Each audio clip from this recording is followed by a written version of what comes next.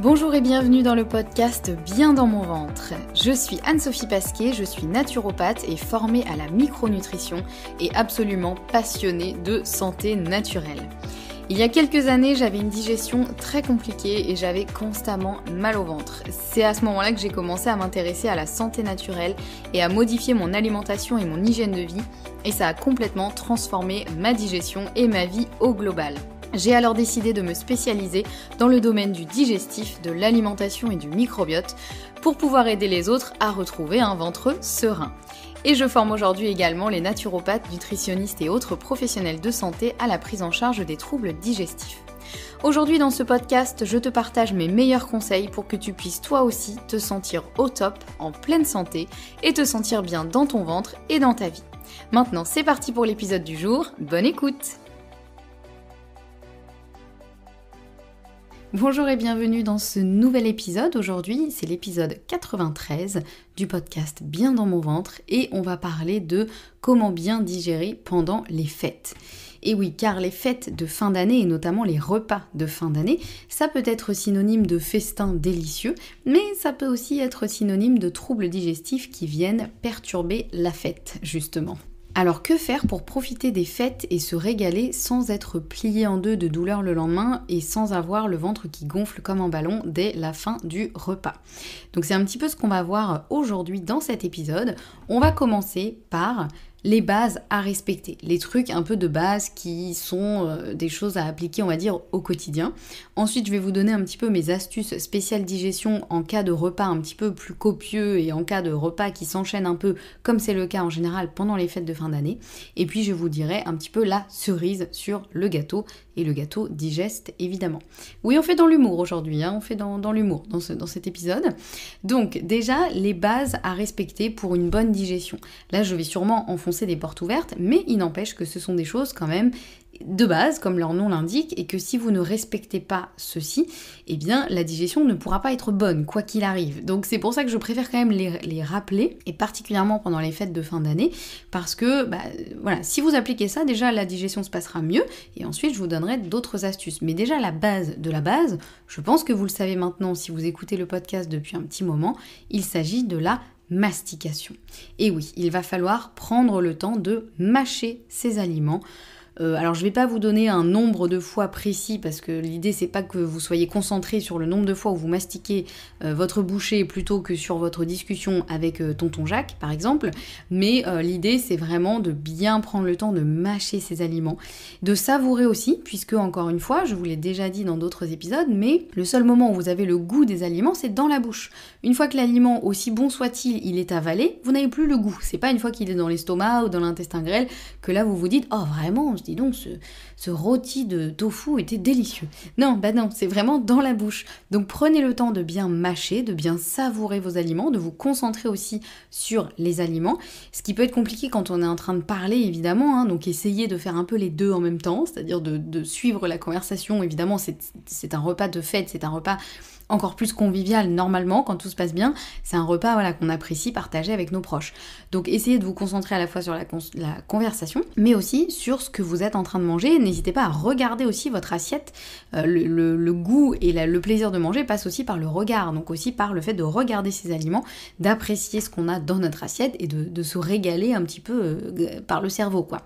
Et idéalement, il faut que la bouchée que vous allez avaler, elle soit quasiment liquide, en tout cas que ce soit une bonne bouillie, et qu'il ne reste plus de morceaux. Ça c'est important puisque l'estomac n'a pas de dents, et fort heureusement, comme je le dis à chaque fois, sinon ça pourrait faire mal, mais du coup il pourra pas faire le travail des dents à la place des dents. Donc la base de la base, évidemment, c'est la mastication. Une autre base à respecter pour une bonne digestion, ça va être de se régaler, mais ne pas aller au-delà de son appétit. Alors certes, les gros repas en général de fête, on va un peu au-delà de notre appétit, c'est un peu le jeu, voilà, en général on est quand même beaucoup dans l'abondance, et il y a entrée, plat, dessert et fromage, et en veux-tu, en voilà, et en veux-tu plus, en voilà quand même.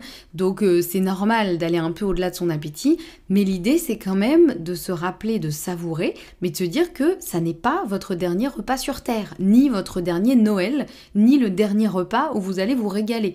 Donc profitez-en, évidemment, mais n'allez pas jusqu'à le regretter ensuite. Même si Mamie Jacotte vous force à vous resservir 3 fois de suite. On a tous les mêmes, hein, donc on connaît. Mais l'idée, c'est vraiment de savourer ce que vous mangez, mais aussi de rester à l'écoute de votre faim. Et ça, je me permets de le dire parce que je sais que pour moi, ça a été problématique pendant longtemps. Il y avait vraiment ce truc de c'est Noël, donc il faut faire tout à fond. Et donc les repas, on y va à fond. Et donc même si j'ai plus faim, c'est pas grave, c'est tellement bon, je me resserre. Vraiment, je vivais ça un peu comme si c'était mon dernier Noël, quoi. Et du coup, parfois je sortais de table, vraiment j'étais écœurée, j'avais beaucoup trop mangé, je regrettais, je me sentais pas bien. Et c'est trop dommage en fait, c'est vraiment trop dommage. Donc il faut se dire que voilà, l'idée c'est vraiment de savourer, de profiter, mais pas de se gaver comme une oie, justement, et de simplement se sentir bien à la fin du repas, se sentir repu, se sentir satisfait, mais pas se sentir complètement écœuré, prêt à exploser, parce que ça n'a aucun intérêt, ni pour vous, ni pour votre corps, ni pour la nourriture en plus que vous avez consommée. Donc voilà la deuxième base un petit peu à respecter. La troisième concerne aussi l'alcool. Ça va être un petit peu la même chose que pour la deuxième base à respecter, mais ça va être pour l'alcool. Pareil, on n'est pas obligé de boire plus que de raison. Déjà, on n'est pas obligé de boire. Si vous ne buvez pas d'alcool ou que vous n'avez pas envie de boire, ne vous forcez pas. C'est pas parce que c'est Noël qu'il faut absolument boire de l'alcool, même si je sais que souvent quand on boit pas d'alcool au moment de Noël, on est un peu stigmatisé. Bon, allez, voici Noël, prends bien une petite coupette. Bon, si vous en avez envie, mais bien sûr faites-le, mais si vous n'en avez pas envie, ne vous forcez pas. Même si tonton Jacques ou mamie Jacotte vous force à boire une coupette de champagne. Et si jamais vous buvez de l'alcool, pareil, savourez-la, ou savourez-la, oui, l'alcool féminin, savourez-la, savourez la petite coupette de champagne, savourez le petit verre de vin rouge, mais n'allez pas au-delà de vos envies et au-delà de la raison, j'ai envie de dire. C'est pas parce que c'est Noël que vous êtes obligé d'être beurré comme un petit lu. Donc voilà, aussi petite base à respecter et qui néanmoins je trouve est importante parce que, encore une fois, j'étais concernée pendant de nombreuses années, donc je sais de quoi je parle. J'avais vraiment cette espèce de pression de oh, c'est Noël, c'est génial, vite on fait tout en extravagant. Non, en fait, on peut passer un très bon moment en mangeant à sa faim, en savourant ce qu'on mange, en étant gourmand, bien sûr, mais sans aller au-delà, que ce soit niveau alimentation ou niveau alcool. Donc voilà. Voilà pour les bases à respecter qui, je pense, ont quand même parlé à beaucoup de monde parce que je pense que je n'étais pas la seule à être concernée par ça et peut-être que vous êtes encore concernée par ça aujourd'hui. Donc j'espère que mes mots pourront vous faire du bien et vous aider aussi à profiter de Noël et des fêtes de fin d'année de la meilleure des façons. Maintenant qu'on a vu les bases à respecter, voyons un petit peu mes astuces spéciales digestion en cas effectivement de repas un petit peu copieux ou de repas un peu complexes et qui s'enchaînent en général. On a à peine fini un repas qu'on entame déjà celui d'après au moment des fêtes. Déjà, il y a un truc qui fonctionne bien et moi je sais que c'est vraiment quelque chose que je vais faire et c'est pas forcément quelque chose à faire à tous les repas ni sur le long terme, mais de manière ponctuelle, ça peut vraiment aider l'estomac à bien faire son travail, c'est d'apporter des enzymes via des compléments alimentaires qui contiennent justement tout un cocktail d'enzymes qui vont aider l'estomac à faire son travail, parce qu'en fait son travail à l'estomac c'est ça. C'est de permettre aux enzymes contenues dans les différents liquides que sécrète notamment l'estomac. Les enzymes, c'est comme des petits ciseaux qui vont venir découper les aliments et les rendre vraiment, les découper de la plus petite des façons pour les rendre finalement absorbables, pour les transformer en nutriments et en choses qui sont absorbables. Or, parfois, quand l'estomac il est pas assez acide, ou quand il y a trop de choses qui arrivent dans l'estomac en même temps, ou quand c'est des choses qui sont trop complexes ou en trop grande quantité, il peut avoir du mal à faire son travail, l'estomac. Il se peut que les enzymes, elles n'arrivent pas à s'activer ou qu'elles soient pas présentes en assez grand nombre. Et donc, dans ces cas-là, on met des heures et des heures et des heures à digérer notre repas. On a l'impression d'avoir une brique dans l'estomac. C'est pas du tout agréable. Et voilà, donc le fait de prendre des enzymes à apporter comme ça en complément alimentaire, en général, c'est des gélules qui sont à prendre au milieu du repas, puisqu'il faut vraiment que les enzymes, elles puissent être en contact avec les aliments. Donc ça sert à rien de prendre ça une demi-heure avant le repas, par exemple, là, ce sera totalement inutile. En tout cas, pour la digestion de l'estomac. Les enzymes prises en dehors des repas peuvent avoir un intérêt, mais qui sera autre, qui sera plutôt sur des bases anti-inflammatoires, etc., dans lesquelles je ne rentrerai pas ici.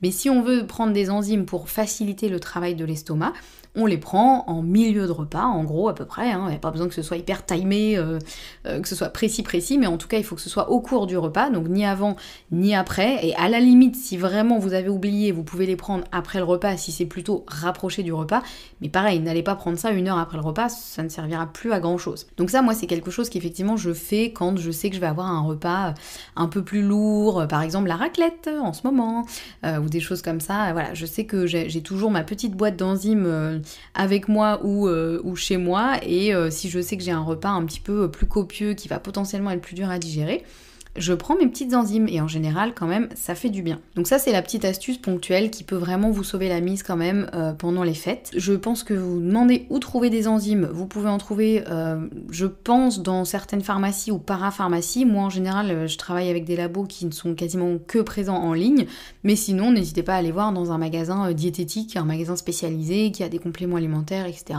Ou peut-être aussi en pharmacie, hein, effectivement. N'hésitez pas à aller trouver des petites enzymes. Le mieux c'est qu'elles soient assez complètes, c'est-à-dire qu'il y a à la fois des enzymes pour les protéines, pour les lipides, pour les glucides. En général c'est comme ça, hein, mais bon voilà, je précise parce que peut-être que vous allez trouver, je sais pas, des enzymes uniquement dédiées aux lipides, pour quand on a du mal à digérer les lipides. Ça peut être intéressant, mais là pour le coup, en général, les repas de Noël, ils sont quand même composés de plein de choses complexes. Donc plus on a d'enzymes différentes et plus on a d'enzymes pour les différents nutriments, donc protéines, lipides, glucides, mieux ce sera et plus ce sera efficace. Ensuite, ce qu'on peut faire en amont du repas, pour le coup, donc à faire un quart d'heure, une demi-heure avant le repas idéalement, ça peut être de stimuler un petit peu l'estomac, c'est-à-dire l'estomac et le foie aussi. Puisque le foie aussi entre dans la digestion, notamment la digestion des graisses, et en général les fêtes de fin d'année c'est plutôt gras ce qu'on mange. Donc ce qu'on peut faire pour activer un petit peu ça peut être de diluer une cuillère à soupe de vinaigre de cidre dans un verre d'eau, à boire plutôt à la paille si possible, même si vous n'avez pas de paille et que vous buvez ça comme ça, si c'est ponctuel, il n'y a pas de souci, ça va pas vous faire fondre les dents, mais c'est quand même mieux de boire à la paille pour préserver l'émail des dents. Et donc vous prenez ce petit vinaigre de cidre, une cuillère à soupe diluée dans un verre d'eau, donc un quart d'heure, une demi-heure avant le repas, ça va permettre effectivement justement d'activer un peu l'estomac, de stimuler l'estomac, de stimuler la production des enzymes. Et en plus de ça, ça a un impact sur la glycémie. Donc ça va éviter que vous fassiez un énorme pic de glycémie après le repas. Bon, tout est relatif, hein. Si vous avez mangé 3 parts de bûche, bon là, ça fera pas des miracles. Mais voilà, ça peut déjà être une petite astuce. Et puis vous pouvez aussi, pour le côté plus digestion des lipides, vous pouvez aussi croquer dans un morceau de gingembre. Si vous avez ça et que vous aimez ça, vous coupez une petite tranche de gingembre, de la taille de, je sais pas, 1 ou 2 mm, hein, une petite tranche, et vous la mâchez comme ça. Alors vous l'avalez pas, hein, l'idée c'est juste de la mâcher, et que ça libère du coup le jus un petit peu du gingembre, et donc que ça se mêle à la salive, donc ça vous pouvez l'avaler. Par contre le morceau de gingembre, vous pouvez l'avaler, mais ça risque d'être un petit peu compliqué, donc le mieux c'est juste de le mâchouiller comme un peu un chewing-gum, et ensuite vous le jetez. Mais le gingembre il a vraiment ce côté, il aide à la digestion, il est anti-nauséeux, etc. Il va aider à la digestion globale et surtout la digestion aussi des graisses. Donc voilà, donc ça peut être des petites astuces. Alors si vous n'aimez pas le gingembre, ça risque d'être compliqué. Donc soit vous vous forcez juste à ce moment-là et vous serrez un peu les dents, ou soit vous essayez d'appliquer autre chose. Mais voilà, ça peut être des petites astuces qui nécessitent pas d'acheter des choses en particulier. Souvent c'est des choses qu'on a chez soi, ou en tout cas qui pourront vous servir. Ensuite, qu'est-ce qu'on peut faire après le repas? Si jamais on a quand même fait un repas assez copieux et qu'on sent que on a peut-être été un petit peu quand même trop au-delà de notre appétit, on est un peu lourd, et puis surtout il y a le repas qui arrive, le repas du soir qui arrive dans quelques heures après. Donc déjà il y a les trucs un peu de base, notamment la petite marche digestive, etc. Ça vraiment ça fonctionne et ça fait du bien. Mais en termes d'utilisation de ce que vous pouvez trouver dans vos placards, ce qui peut être intéressant, c'est de vous faire après manger, alors plutôt un peu à distance du repas quand même pour pas noyer le bol alimentaire dans de l'eau, mais voilà, plutôt idéalement une demi-heure, 1 heure après le repas. Vous pouvez vous faire une petite tisane avec des choses qui vont aider à la digestion, notamment l'amande poivrée, qui va elle vraiment limiter les ballonnements, etc. Le fenouil qui va beaucoup limiter les ballonnements et qui va aider vraiment à stimuler la digestion. Vous pouvez rajouter aussi, si vous aimez ça, du cumin, du carvi, etc. Alors tout ça, il faudra les prendre plutôt en graines. Idéalement, en général, c'est plutôt comme ça qu'on les trouve. Vous pouvez rajouter du romarin aussi, qui va fortement aider votre petit foie, qui a en général un peu de mal à suivre au niveau des fêtes de fin d'année. Donc voilà, ça c'est une petite tisane que vous pouvez vous faire. Soit vous trouvez une tisane digestion où il y a déjà ce genre de choses-là, ou soit vous la faites vous-même en fonction de ce que vous avez dans votre placard. L'idée, c'est pas forcément d'avoir tout ce que je viens de mentionner, mais plus il y en a, mieux c'est, parce que plus ça va vraiment soutenir un petit peu votre digestion. Et vous faites une petite tasse de tisane à boire tranquillement après le repas, si possible un peu à distance du repas. Et en général, ça fait du bien. En général, ça soulage quand même, on sent que ça aide à digérer, et voilà, ça permet un petit peu de faciliter la digestion. Et puis, s'il y a besoin, là je mets quand même plus de bémol parce que là il y a beaucoup de contre-indications, donc vérifiez vraiment les contre-indications pour voir si ça vous concerne ou pas. Mais si besoin, si vraiment après le repas vous n'êtes pas super bien, vous sentez que c'était trop complexe à digérer ou vous avez un peu trop mangé, vous pouvez aussi vous aider d'huile essentielle de menthe poivrée ou d'huile essentielle de gingembre. Alors soit on peut les trouver directement en petites capsules à avaler, donc en fait elles sont enrobées dans une capsule de gélatine. Ou alors vous prenez une demi-cuillère à café d'huile végétale par exemple, ou une cuillère à café entière d'huile végétale, et vous mettez une goutte de menthe poivrée ou une goutte de gingembre dans l'huile à prendre en interne, mais encore une fois, gros bémol parce qu'il y a beaucoup de contre-indications. Donc vraiment vérifiez, jamais chez les femmes enceintes, jamais chez les enfants. Et encore là, je ne fais qu'effleurer les contre-indications, donc vérifiez bien. Mais si jamais il n'y a pas de contre-indications pour vous, que tout est ok, vous pouvez faire ça de manière très ponctuelle, évidemment. L'idée, c'est les huiles essentielles, on déconne pas trop avec, hein, c'est quand même des choses très très puissantes. Mais voilà, ça peut aider. Moi, je sais que j'ai souvent chez moi des capsules déjà toutes prêtes d'huile essentielle de menthe poivrée et de gingembre. Et de temps en temps, si je sens que vraiment là je galère et que là ça va pas le faire, je prends une petite capsule d'huile essentielle de menthe poivrée ou de gingembre. Je dirais que menthe poivrée, c'est peut-être plus quand il y a un peu des nausées, etc. Et gingembre, c'est plus pour faciliter la digestion. Si on sent qu'on est un peu lourd, qu'on a un peu mal au ventre, que ça passe pas très bien. Mais bon, après, voilà, à vérifier en fonction de votre profil et encore une fois en fonction des contre-indications. Mais je vous donne vraiment ce que moi j'applique et ce qui fonctionne effectivement chez moi. Encore une fois, vérifiez si c'est ok pour vous. Donc voilà, ça c'était un petit peu mes astuces spéciales digestion et vraiment je vous donne les choses que moi je vais appliquer clairement. C'est un peu mon arsenal que j'emmène avec moi pendant les fêtes de fin d'année. Alors sans trop se mettre de pression, hein, si je sens que ça passe très bien au niveau digestion, je vais pas non plus me dire oh là là il faut absolument que je prenne ma tisane et mon truc et mon bidule. Non, il n'y a pas de... Voilà, faut pas se mettre la pression. Là, ce que je vous donne, c'est vraiment des outils à avoir éventuellement avec vous. Surtout si vous savez que c'est une période qui est un peu compliquée au niveau digestion. Parce qu'en plus, on mange en général en plus grande quantité et surtout, les repas sont très complexes. Il y a beaucoup de choses à digérer pour l'estomac parce qu'il y a plein d'aliments différents qui vont pas forcément tous très bien ensemble. Donc voilà, si ça peut vous aider, mes petites astuces spéciales digestion. Et on finit avec la cerise sur le gâteau. Deux petites choses aussi qui, je pense, sont quand même utiles à rappeler. C'est pareil, vous allez peut-être avoir l'impression que j'enfonce des portes ouvertes, mais je pense que c'est quand même intéressant de rappeler ce genre de choses. La première, cerise sur le gâteau, parce qu'il y en aura deux, vous avez le droit à une double cerise sur le gâteau. La première, c'est évidemment de garder une hygiène de vie correcte, puisque la digestion, je l'ai déjà expliqué en long, large et en travers, mais elle va aussi beaucoup dépendre de votre hygiène de vie. C'est-à-dire que si vous dormez très mal, si vous êtes méga stressé et si vous ne bougez pas de votre chaise toute la journée, votre digestion, elle pourra pas être optimale, puisque la digestion, elle est tellement liée à plein de choses que c'est hyper important de garder effectivement une hygiène de vie correcte. Alors qu'est-ce que j'entends par là? C'est effectivement dormir suffisamment. Je sais que pendant les fêtes de fin d'année, parfois le sommeil passe un peu à la trappe, donc on pense quand même à dormir suffisamment, pas trop non plus, mais suffisamment par rapport à ses besoins. Je pense aussi à bouger suffisamment, parce que souvent effectivement on est en famille, etc. C'est pas forcément le moment où on a envie d'aller faire du sport, mais on pense à la petite balade digestive par exemple. Ça peut être un truc assez sympa à faire en famille quand tout le monde est complètement rempli de repas délicieux, de dire allez hop, tout le monde dehors, on va marcher un petit peu, que ce soit en forêt, en ville, selon l'endroit où on est. Ça fait du bien à tout le monde, ça permet de s'aérer, ça permet de bouger, et ça c'est beaucoup mieux que rien par exemple, parce qu'on peut se dire oui super d'aller se faire une petite balade d'une demi-heure, une heure, ou rien, c'est la même chose. Et pas du tout. On pense quand même à la petite balade digestive, et puis si on peut, on fait un peu de sport, c'est encore mieux, voilà, si on peut, éventuellement le matin, avant les repas, etc. Voilà, ça peut être une idée, mais c'est important, idéalement, de garder une hygiène de vie correcte. Encore une fois, sans se mettre la pression, là, je suis pas en train de dire il faut tout faire absolument parfaitement. C'est aussi l'occasion des fêtes de fin d'année, c'est aussi l'occasion de se lâcher un peu la grappe et de profiter. Mais, encore une fois, c'est une question de dosage, c'est-à-dire que si on se lâche complètement la grappe et qu'on fait n'importe quoi, le problème, c'est qu'on va le payer en fait, et on va regretter parce qu'on va vraiment le payer pendant plusieurs jours, voire plusieurs semaines par la suite. Donc l'idée, c'est de profiter tout en gardant des bases solides, des fondations solides. Donc voilà pour la première cerise sur le gâteau. Quant à la deuxième cerise sur le gâteau, là ça va être un petit peu plus philosophique peut-être, mais mon conseil c'est de respecter aussi ses besoins. quel qu'il soit, et je pense principalement aussi à nos besoins en termes de santé mentale. Parce que la période des fêtes de fin d'année, c'est une période où on peut être très sollicité, toujours entouré de personnes, et si on est quelqu'un qui a besoin de temps un petit peu seul, c'est important de se l'accorder. Sinon on risque de faire un peu une indigestion mais mentale. Vous voyez un peu ce truc où on peut plus voir personne en peinture parce qu'en fait on est trop sursollicité, on est trop entouré de monde.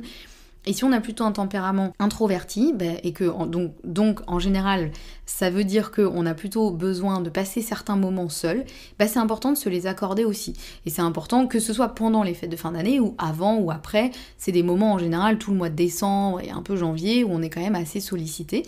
Donc on accepte ce qui nous fait plaisir mais on va pas au-delà de nos besoins, et si on a besoin de passer un petit moment seul, on se l'accorde, et peu importe si, encore une fois, tonton Jacques et mamie Jacotte, les pauvres c'est toujours les mêmes, peu importe s'ils disent « Ah mais reste pas tout seul, viens avec nous », etc. Non, si vous avez besoin de ce temps un petit peu seul, accordez-vous-le, allez faire une petite balade digestive seule par exemple, ça peut être une idée, ou voilà, en tout cas, c'est important aussi de s'écouter. Là je parle effectivement de comment bien digérer pendant les fêtes, mais comme la digestion passe aussi par la gestion du stress, le bien-être émotionnel et mental, c'est important aussi de respecter ses besoins émotionnels, ses besoins physiques, ses besoins, quels qu'ils soient. Donc c'est un petit peu, je viens par là vous donner un peu l'autorisation de vous accorder ces petits moments de tranquillité, ou ça peut être autre chose, peut-être que vous avez pas forcément besoin d'être seul, mais vous avez besoin, je sais pas, d'avoir des conversations qui sont assez profondes et vous détestez parler de la pluie et du beau temps. Trouvez quelqu'un avec qui vous pourrez avoir ces discussions et ne vous forcez pas à avoir des discussions qui ne vous intéressent pas. L'idée c'est vraiment d'essayer de trouver l'équilibre qui convient à tout le monde. Et il y a une devise souvent, moi, qu'on répétait beaucoup quand j'étais en vacances en famille, c'était chacun fait ce qu'il veut tant que ça dérange personne.